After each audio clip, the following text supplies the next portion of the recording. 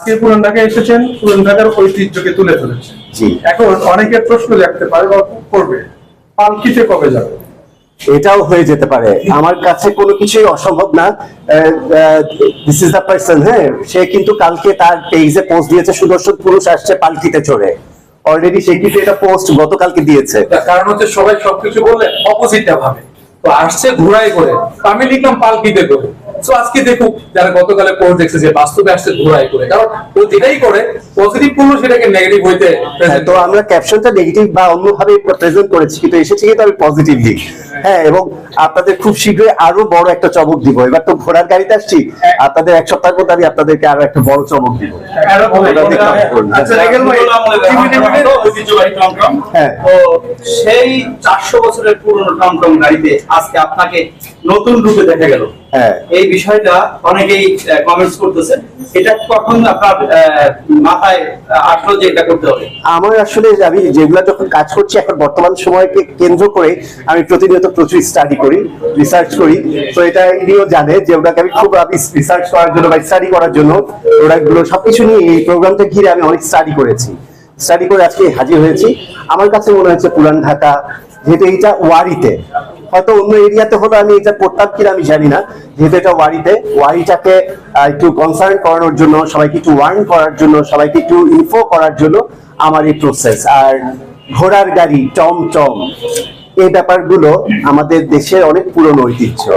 আজকালকার এত বেশি বেশি গাড়ি, অটো, এত কিছু এসে গেছে যে আমরা পুরোনো জিনিসগুলোকে একেবারে ব্যবহার করি না এবং পুরোনো জিনিসগুলোর ঐতিহ্যের ব্যাপারগুলো একেবারেই ভুলে গেছি। তো এই ভুলে যাওয়া জিনিসগুলো তো যাবে না। আমরা কি রুটস ভুলতে পারি? আমরা কখনোই রুটস ভুলতে পারি না। তো রুটস না ভোলার জন্য রুটস, এই আমাদের জেনারেশন, আমরা যখন এক একজন এক একটা জায়গায় চলে আসি পরিসরে, আমাদের দায়িত্ব সেই রুটস গুলোকে বা সেই পুরনো ঐতিহ্যগুলোকে আবার নতুন প্রজন্মের সাথে পরিচয় করিয়ে দেয়া। তো আমার কাছে মনে হয়েছে কিছুটা হলেও আমার চেষ্টা ছিল, রিগেলের চেষ্টা ছিল যে পুরনো ঐতিহ্যকে মাথায় নিয়ে ক্যারি করে টিফিনি দিদিকে আপনাদের সামনে প্রেজেন্ট করবো। ওই সময়টা কি আপনাকে নিজের কাছে রাজা মনে হয়েছে কিনা? আমার রাজা মনে হয়েছে কিনা জানি না, আমার কাছে মনে হয়েছে যে আমি আমি পৃথিবীর একজন সুখী মানুষ। আচ্ছা, টিফিনি বিডির লোকেশন এবং সার্ভিস সম্পর্কে মালিকের কাছে জানতে। আচ্ছা, welcome to Tiffany skin care hair care. আমি রিগাল আরমান। আমি আসলে স্কিন কেয়ার হেয়ার কেয়ার নিয়ে বলার আগে আমি অ্যাডোব খান নিয়ে দুটো কথা বলতে চাই।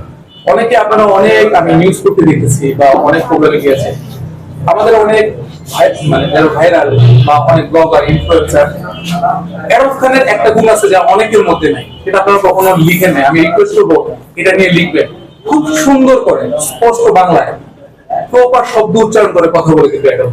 এটা অনেকে আপনারা বলেন, এটা হচ্ছে তার একটা খুবই ভালো গুণ, আমি সবসময় এটাকে অ্যাপ্রিশিয়েট করি।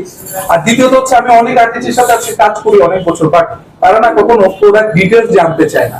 ও এক সপ্তাহ আগে আমার কাছে প্রোডাক্টের ছবি আর ডিটেলস জানতে চাইছে। আমি বলছি এগুলো তো তুমি আগেও ইউজ করেছো, বলকি তারপরও আমি দেখতে চাই exactly product picture, so that I need to study. তো ও এগুলো নিয়ে গতকালও স্টাডি করেছে, দেন প্রপার নলেজ নিয়েছে এবং নিজে ইউজ করে দেখেন দুইটা জিনিস, একটা হচ্ছে নলেজ নেওয়া এন্ড তার পাশাপাশি প্র্যাকটিক্যালি ইউজ করে ফিল করা আসলে প্রোডাক্টের গুণগত মান কেমন। সো এই দিক থেকে মানে খুবই প্রফেশনালিজম মেইনটেইন করে আমি অ্যাপ্রিশিয়েট করি, ও আরো ভালো ভালো কাজ করুক এন্ড প্রপার যেন ব্র্যান্ডিং, মার্কেটিং সবকিছুতে যেন একজন বিজনেস ওনারকে প্রপার সাপোর্ট দেয় এন্ড ও অ্যাজ এ সেলিব্রিটি যেন তার ক্যারিয়ারকে day by day more build up. আচ্ছা, এবার আসি স্কিন কেয়ার হেয়ার কেয়ার।